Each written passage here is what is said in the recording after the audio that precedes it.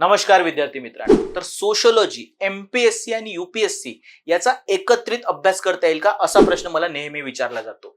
माझं म्हणणं आहे की सिलेबस जरी एक असेल ऑप्शनलचा, तरी काय असणार आहे की त्याच्या अभ्यास पद्धतीमध्ये बदल करावा लागेल तुम्हाला. कसं?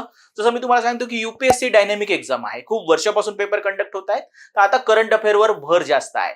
वेअरएज एमपीएससी हे पहिल्यांदा एक्झाम कंडक्ट करत आहे या प्रकारची, त्यामुळे ऍक्च्युली त्यांचा अप्रोच हा स्टॅटिक असेल, स्ट्रेट फॉरवर्ड असेल. कसं हे लक्षात घ्या. एक उदाहरण देतो मी तुम्हाला. सगळ्यात पहिले धर्म. तर तुम्हाला असा प्रश्न एमपीएससी ला विचारला जाऊ शकतो की आदिवासी समाज किंवा आदिम धर्माचे स्वरूप कसे आहे. कसं तुम्हाला माहित आहे, ॲनिमिझम, टोटेमिझम, नेचरिझम.